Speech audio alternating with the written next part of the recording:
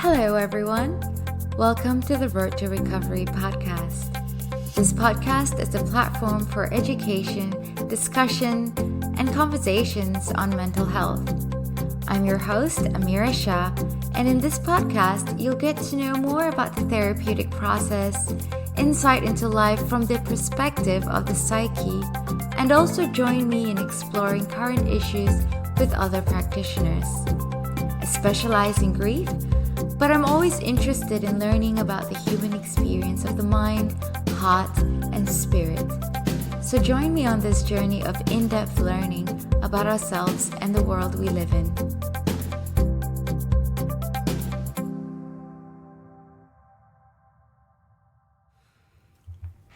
Hello everyone, and welcome back to Science of the Soul. Today I have with me Chaplain Coordinator Tom Schmidt. Tom works at a university in the Student Wellbeing and Counseling Unit. He studied theology.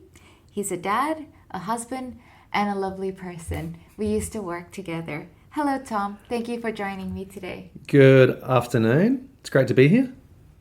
So several months ago, we talked about recording a podcast because whenever we had conversations, I find it really difficult to leave your office because we just keep going. And you also taught me how to meditate in a specific way through Lectio Divina, which I've been practicing to date. Great. My last one was yesterday, actually. It's serving you well? Yeah, I really enjoy it. And now I have some really good texts that I refer to. One is called The Enlightened Heart, which is poetry. Yeah. And the other one is called The Enlightened Mind, which is prose. And you've got scripture from the Upanishads, from Muhammad, from Buddha, from Lao Tzu, from all the Psalms pretty much. It's so expansive and it's just so beautiful. So as part of the practice that you've taught me is I would read the poetry from the Enlightened Heart, and I'll go through the steps that you had taught me, what resonates with me, what is God speaking to me, what is landing, and repeat that. And then I will open a corresponding part in the Enlightened Mind, which is prose, which I don't read out loud, only the poetry part I read out loud. And then I try to let the two texts speak to each other. And then I try and gain some insight from it. And then I think about how I can implement that. What does that look like in my life in a practical way? So I've been doing that more or less once a week. I mean, I've had breaks here and there, but thank you very much. I really, really wanted to say thank you for that. You've given me a gift. Beautiful. That's great.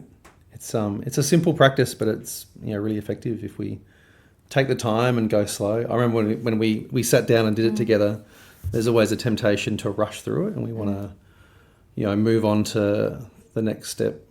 And the key to it's actually about being still and being slow, so that there's time for God to speak to our hearts and to reveal things in our minds. If we rush on, then we never have time to actually really listen and hear what God might have to say to us. And based on that practice as well, what I've started to do is I've got a little notebook called the Book of Shadows. Ooh, all right.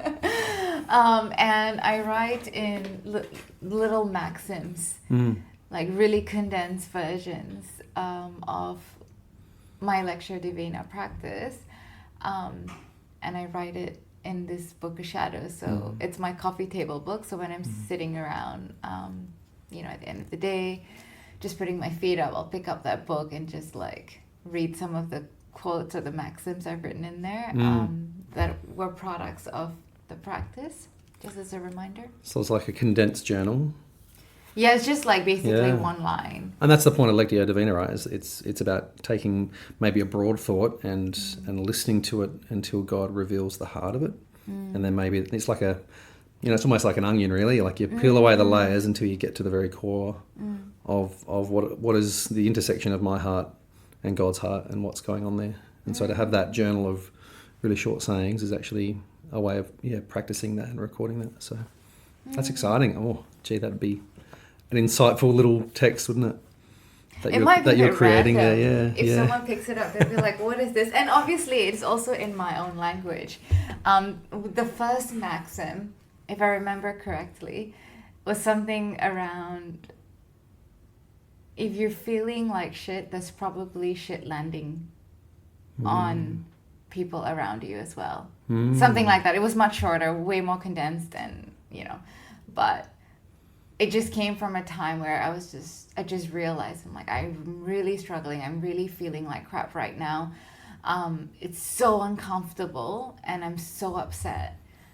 And then I just took a moment and thought, after Lectio Divina practice, and I thought, there's no way that I'm the only one feeling this way. If I'm feeling like this, people around me and close to me is likely to feel just as bad as I do. So it kind of decenters me. Yep. So whenever I feel particularly crappy at the moment, for example, I'll just look around and be like, okay, who else is feeling terrible as a consequence of this incident that would have happened? Like, just kind of decenter myself from obsessing and ruminating that this is, I'm the one that's suffering, the shit has landed on other people as well. Yeah.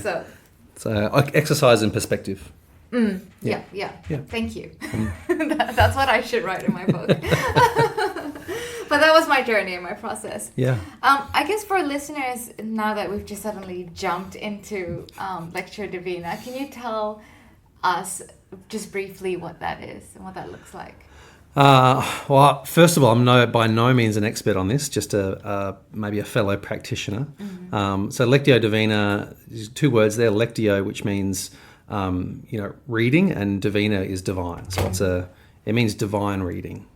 So it's a process we bring to our holy text, where we believe that God speaks, and it's a way of reading in a way to hear God speak to us clearly. So it's not a very complex practice, and it's one of those hard things where there's a technique, but it's not about the technique.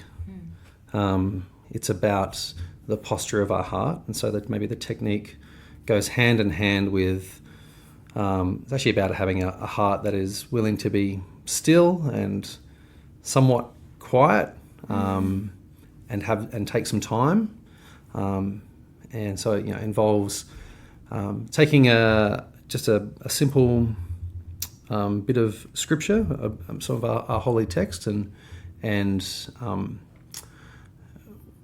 in my tradition we often talk about sitting with it like a diamond. You pick up a diamond and you turn it, and it's got lots of different faces, and the light goes through a diamond in 1,000 different ways.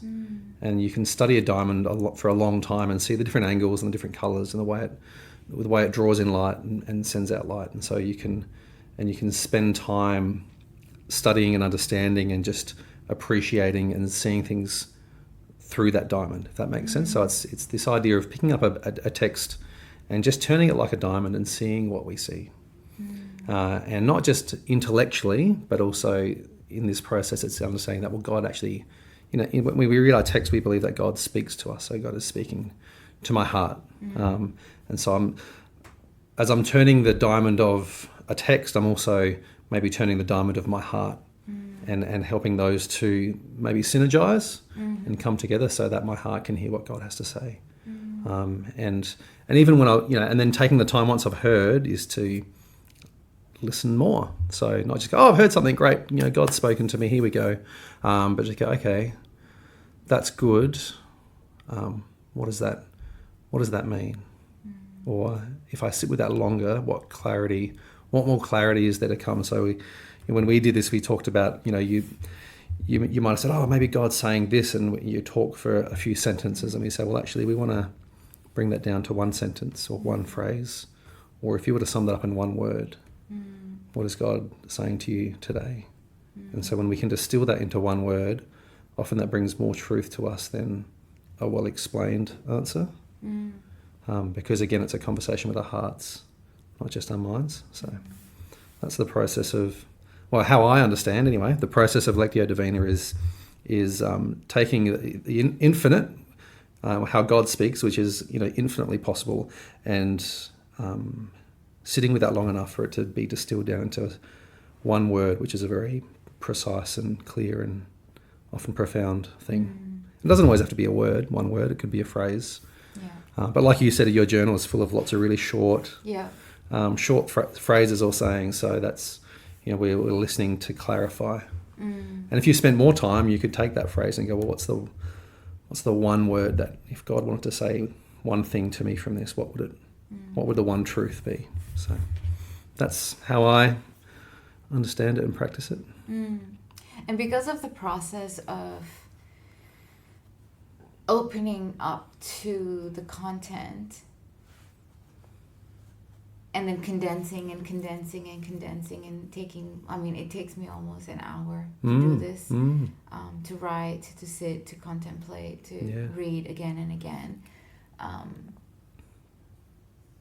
That process, it's an experience, and therefore when you see those few words, you're taken back. You know exactly what that's about. Yeah. Kind of like, it's more just like a marker, like a reminder. Yeah. Because you've done that, you've put in the time, you've experienced that. Yep. Yeah, and suddenly it changes the meaning of words for you. And you carry that with you. Often, if you've spent that much time, you're going to carry that with you, through the day. I don't know what time of the day you practice that, but often if it's something we can make time for in the morning, then it's a word that actually shapes our day. I remember when I first started practicing this, every now and then when something really profound came to me, I'd write it on my hand or on my arm in a black marker. Oh, really? And just have that, and so that word was it was on my arms all day. And so whenever I was doing anything, I could see that word, and it kind of was just this beautiful kind of meditation for the day. Yeah. And if I couldn't scrub it off, maybe for a few days. That's cool. I like that. Because, literally yesterday when I was doing this practice, I was just thinking about, because I do it in the mornings because I find it more beneficial. However, I have tried to do it at night, and this is interesting. It gets carried through the night and in the mornings.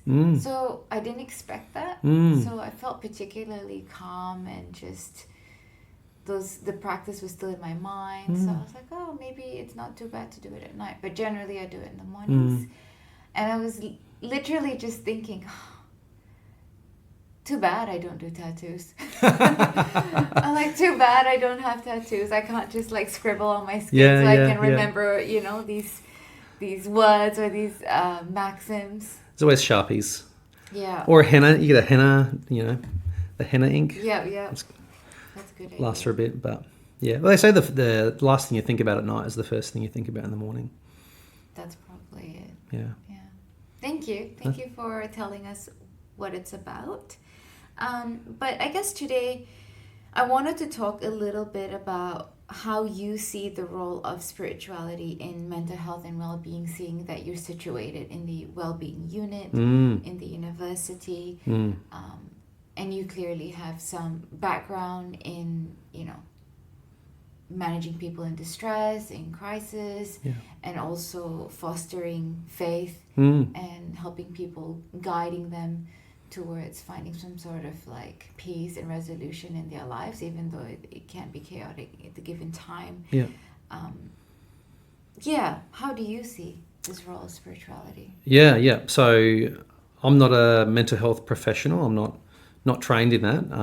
My training's in faith and spirituality, but I think one of our main goals as spiritual people is our goal is towards wholeness, right? We're always orientated towards wholeness.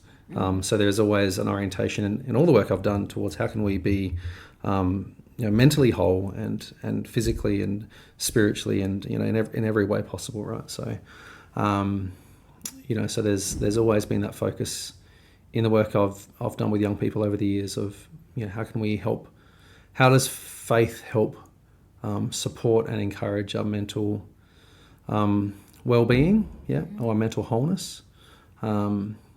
It's funny, in the university we talk about wellness lots, and I think that's fantastic. I've got a little note on my wall that says instead of wellness, wholeness. Because for me, that's the spiritual, I suppose that's the spiritual reflection of that, or the spiritual turn. Yeah. Wellness is great, but really wellness comes when we're whole. And the goal of most faiths is to be whole, right? Is to seek and pursue wholeness. And so that's part of that process, is when we can be whole, which is fully integrated. I often talk about my work is helping people become themselves, which is really a nod to how can I help you be everything that you've been created to be in all the wholeness that is possible for you to experience in this life. And none of us fully get there. But that's our journey. That's what we're focusing on. So that reminds me of Lao Tzu again, probably because I've just been doing a lot of reflections on those scriptures on harmony. When everything in your life is in harmony and all your emotions are in harmony, you feel whole. And Buddha also said that there's a Buddha in every one of us. We just have to allow that to come out. So it speaks to authenticity and also potential. Like you can be as authentic as you want to be, but once you're liberated to be your whole full self and everything else is in harmony, then you can flourish as a human. I feel. Yeah. So the Buddha said there's a Buddha inside all of us, and the Christians would say, well, the Holy Spirit lives in all of us. So there's a presence of the divine that's inside of us that we explore surrendering to or becoming to understand or accept or trust. And Jews talk about this idea of shalom, which I'm not a Jewish scholar at all. There's no real helpful English translation for it. It means so much. It means this kind of sense of wholeness, the alignment of not just myself, but myself with, not just in myself, that sense of wholeness, but also myself with others and myself with creation and myself with my neighborhood and my family. Like there's a sense of shalom is this peace, this wholeness, everything in alignment, the way it should be, right? So there's, I think, every faith has that pursuit of wholeness and an understanding that there's something divine within us. That part of our journey in faith is to coming to understand that and to trust that and to live in alignment with that. Does it ever happen? Is it something like you have glimpses and moments and short periods of that, but the rest of the time you just flailing like me? Just flail. I love the phrase that comes to mind.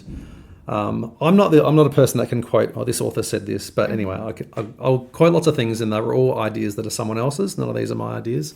We call it the now and not yet. We live in the now and not yet, which is this idea of, and that's a Christian idea that perfection is something we have now, but also not yet. So it's a paradox, right? So lots of different faiths live in this paradox. Present these paradoxes that yes, we have wholeness, but we also don't yet have wholeness. So it's ours, but it's also we don't experience it fully. So is it possible? Yes and no. As in yes, it is ours, and it's there, but our lived experience also tells us that we're not there yet. And so whether that's heaven or nirvana or whatever those ideas of arriving there, is that just a future thing that we kind of never get to, but we'll maybe get to once we die or once we reach that, or is there a sense of, does that break through into now sometimes? I think for me, heaven is not a thing that it's just the place I go when I die. It's a reality that I want to live in and experience and help usher in now for not just myself, but for people around me as well. Yeah. I mean, if we think about people who are highly dogmatic, then that becomes the destination, right? So I'll sacrifice and do everything for now and suffer because I know, or I believe that, you know, when I die, I'll be in the good place. But I think a lot of us now have a slightly different approach whereby we potentially believe that that's possible in this moment. Yeah, it's interesting. It's you know, if we're that, maybe what you were saying is that dogmatic approach of, well, you know, that's the, if I do the right things, then that's where I'll go. It's almost like we make a bargain with the divine, and we say, well, yeah, if I tick these boxes, then I get to go to heaven. And again, I see it all the time. People that say, well, you know, I did all these things, and then why didn't God, you know, keep up his end of the bargain? And maybe not talking about heaven afterwards, but, you know, I did these things. Why is God not keeping up, you know, doing his thing? And so we have this kind of transactional understanding of our spirituality where if I, you know, pay this price and sacrifice, and if I'm generous enough and give enough money, or, you know, and kind enough to people around you, then maybe that's the idea of, you know, and maybe karma does that a little bit as well. Like, well, then, you know, the divine owes it to me to make sure, you know, to give me this, and this. And I see it over and over and over again. People who are frustrated and hurt and kind of disillusioned because that bargain hasn't worked out for them. They're like, well, I did all this, and why is this thing still happening to me? So it's, for me, it's not how I see faith working, not from my perspective and my tradition. That's a very transactional faith, which usually doesn't end well. Usually ends in just disappointment. Because really, in that scenario, we think that we're God. If I can do enough things, then I can make this happen. So it puts me in control, right? I'm in control. I'm in control. I tick all the boxes. I am good. This to this many people.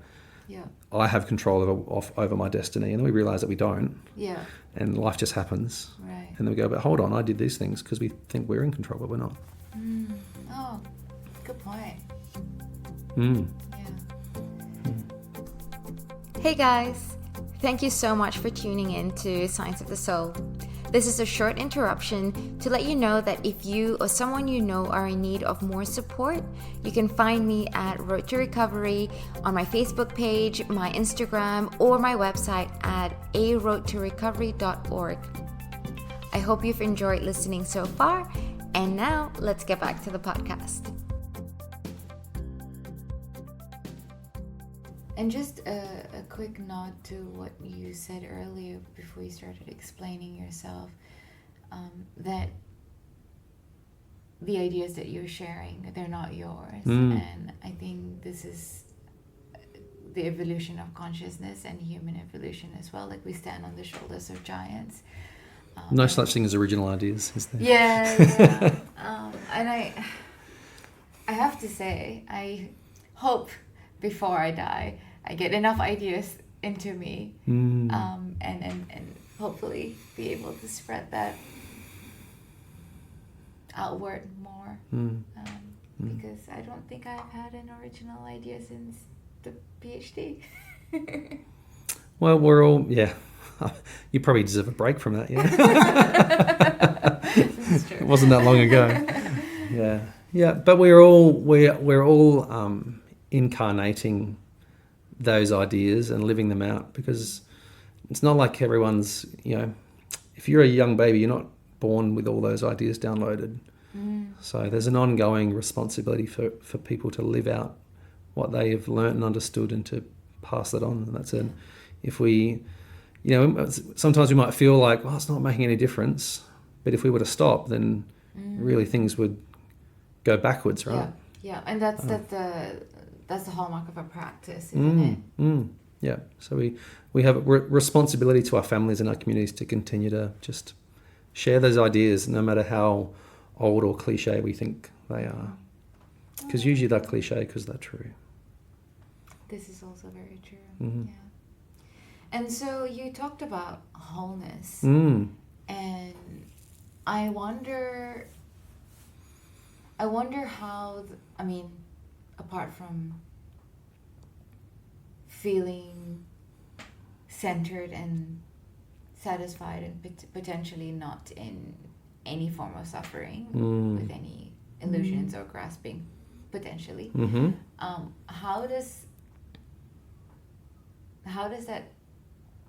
What does that look like in mental health? What does wholeness look like in mental health? Well, first of all, I'd come back and say I don't think it's got anything to do with the absence of suffering. Okay. I think wholeness is something that happens to us despite our suffering. The idea of peace or shalom, and for me, I'd connect into that the idea of joy is a concept that happens despite our circumstances. So if my wholeness is dependent on my circumstances being perfect, I'm never going to be whole because my circumstances are never perfect. And if my wholeness is dependent on me having worked through all my issues and dealt with all my childhood trauma and all that kind of whatever the things are, I'm never going to get there because that's always a part of who I am. That's always a part of my story. It's a part of my narrative. It's a part of my self-concept. So wholeness happens, peace happens despite my circumstances, despite my story, despite my history. So it is like, we use the phrase, we come to peace with it. Okay, I see what you're saying. So this happened to me, but I have come to peace with it, which is a fascinating phrase, which is a way of saying I've accepted it. But this, like, I have come to peace. This thing happened, but I have come to peace. So think about that phrase. That's a powerful. Maybe I've come from trauma, but I have come to peace. It kind of feels like a journey. Yeah, absolutely. Yeah, it is. Absolutely. If you're a person that has to come to peace with something, you've definitely gone on a journey. Yeah. But I wonder how you can. I don't even want to say achieve. How you can experience wholeness. If you are in acute distress. Or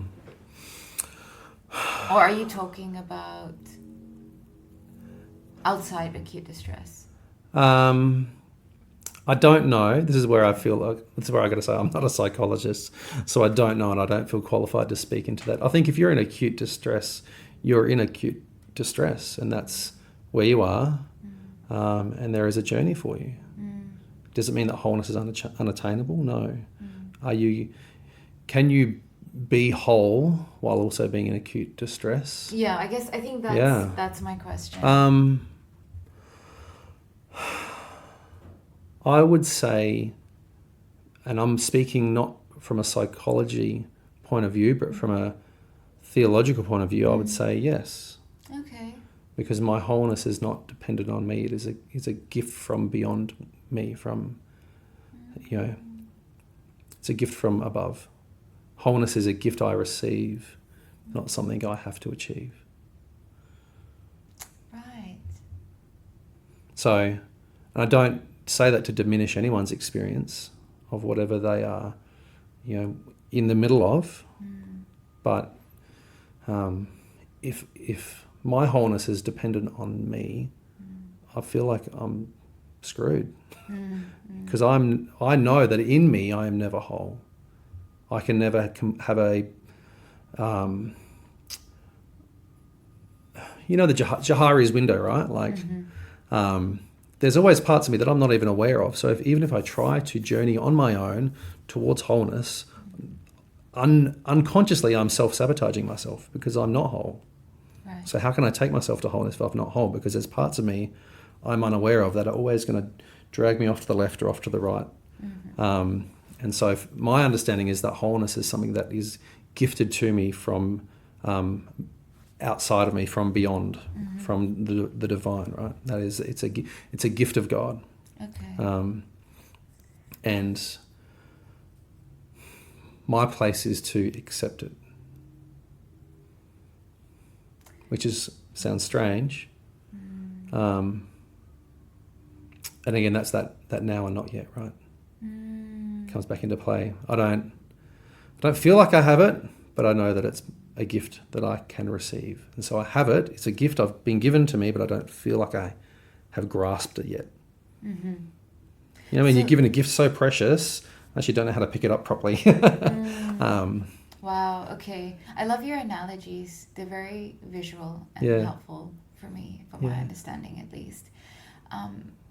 So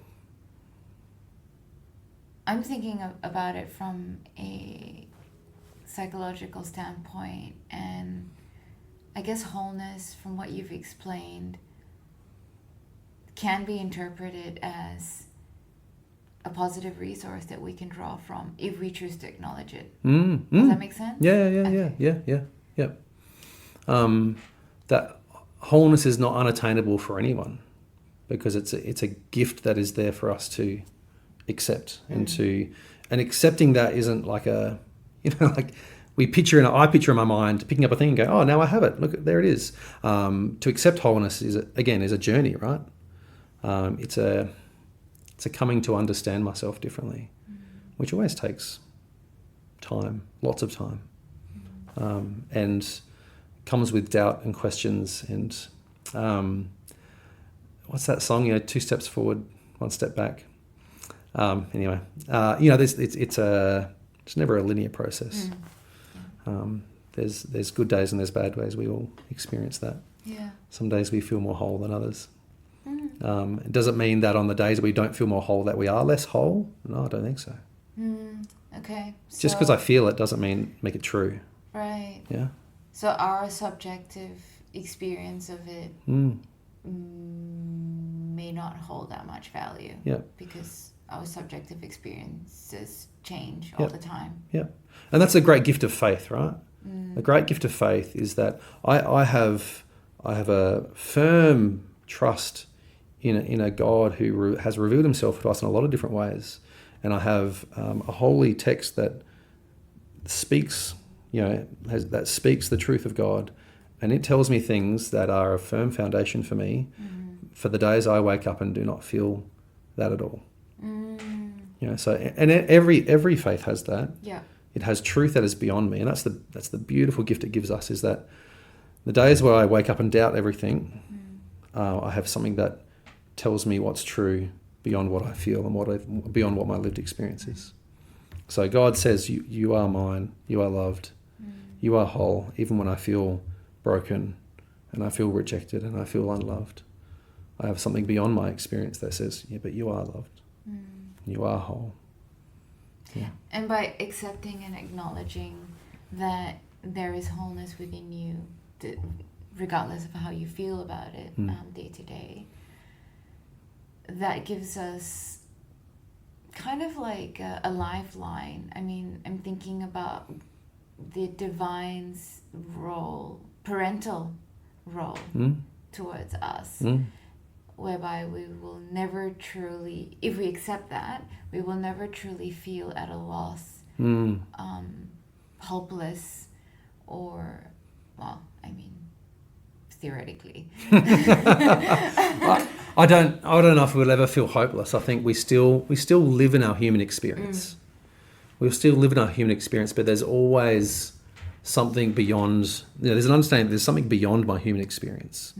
That's why I think it takes more faith to not believe that there's something beyond, because for me there's a sense of when all my human resources run out, whether that's my time, my energy, my money, just my mental capacity, or my capacity to do positive things for my mental health, there's also always a resource outside of me that is there to catch me, to remind me. There's a community of people around me that will remind me. There's texts and scriptures that will remind me when I've forgotten everything. Which is one of the things that keeps coming up when I meditate, is to read, to always read, because you will forget. The human race is just amnesic. We forget everything in history, in our lives, in our day, in our week, our lessons. Like, we just have to keep reading in order to remind ourselves. Yeah. When we read scripture as a family together, my daughter goes, "Oh, Dad, I already know this. I've read this before." And I'm like, "Well, yeah, I know." And I have too, 100 times. But I come back to it because it's more than just a story that we hear once and go, "Oh, that's nice." It holds truth about how the world works and how I work. And that truth applies to me differently every time I go back to it. Like the diamond analogy you were talking about. Every time we turn it a little bit, I see something new. And I come to it as a different person every time as well. True. Every time I come back to it, to a text, I'm a different person. I've lived more days or more years. I've experienced different things. I've experienced different joys, different hurts. So I come back to that, and it has something new for me. Because we believe, in my text it says, the word of God is alive and active.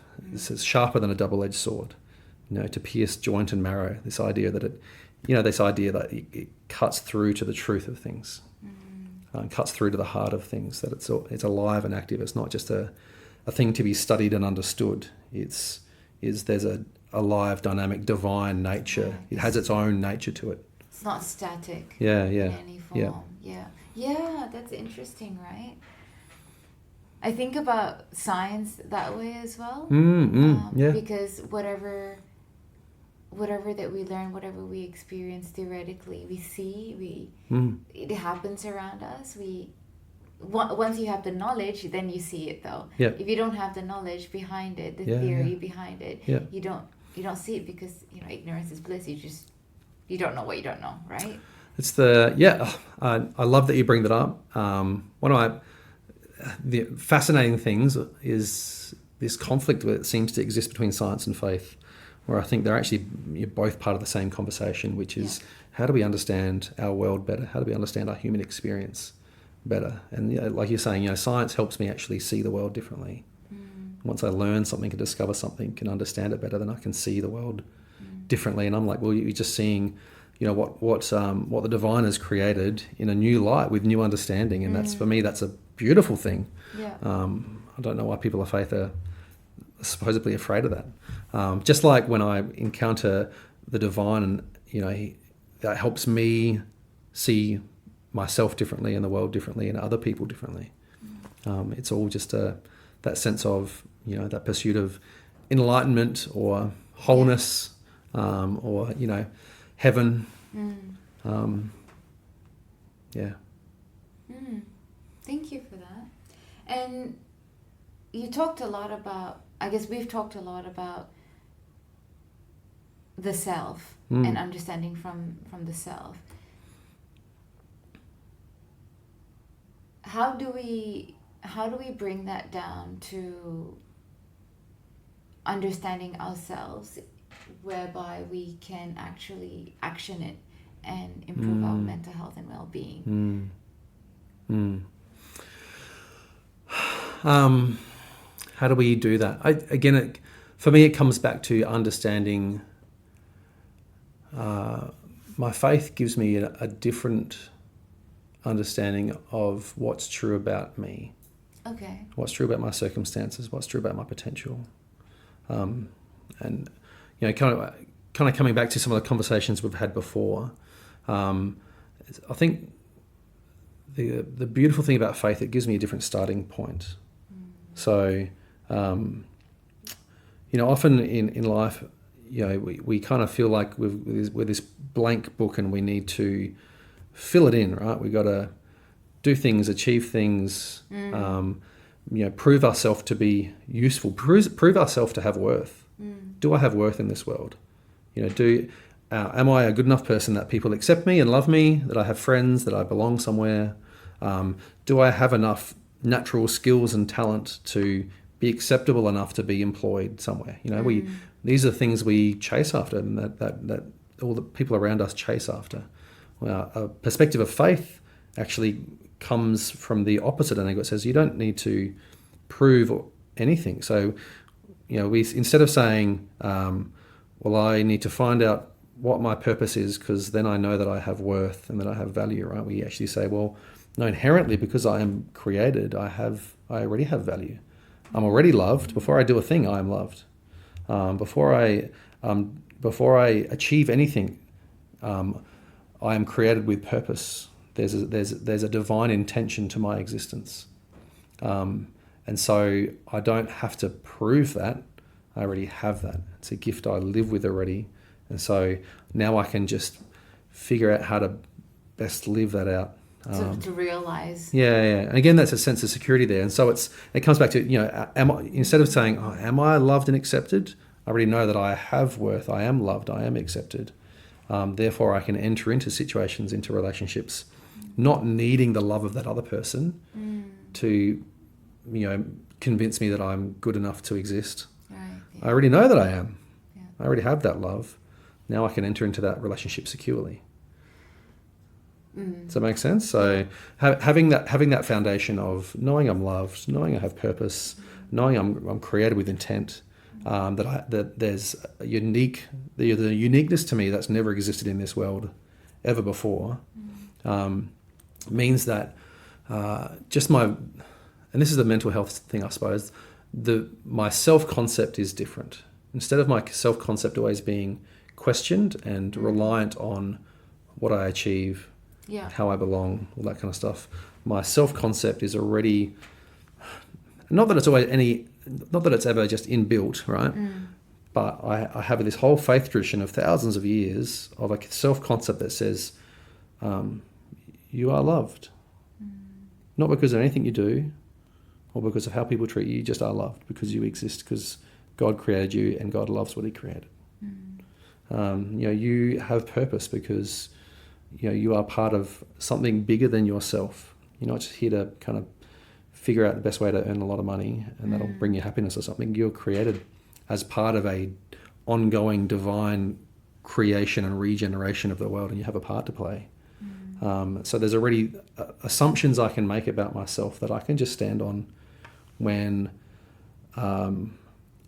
the rest of the world causes me to question those things. So I think as far as mental health, it's a resource that I think has a firmer foundation for us. Yeah, it's very intrinsic compared to the other alternative, whereby you're constantly striving, grasping, needing, wanting the validation of the world, essentially, to inform your self-value and self-worth.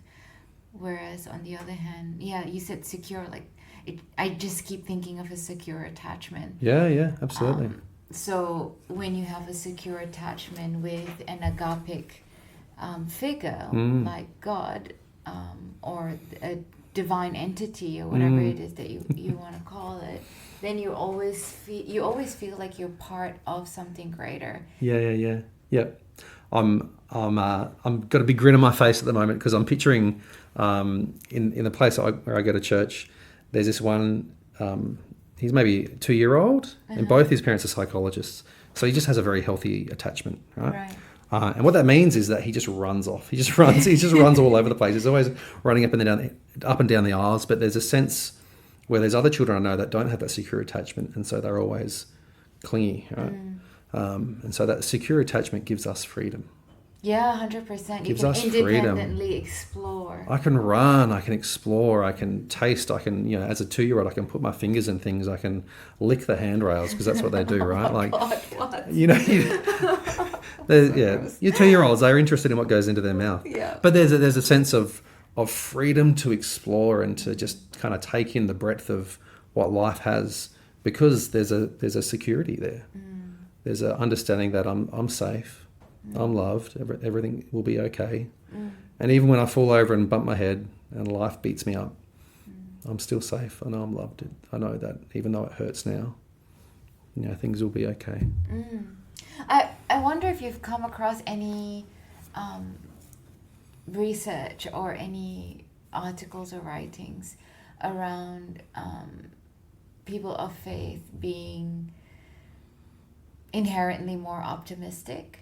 Not specifically around optimism. I mean, there's plenty of research that talks about just the improve mental health of people of faith. And that's pretty kind of standard understanding, is that people of faith, have better mental health outcomes.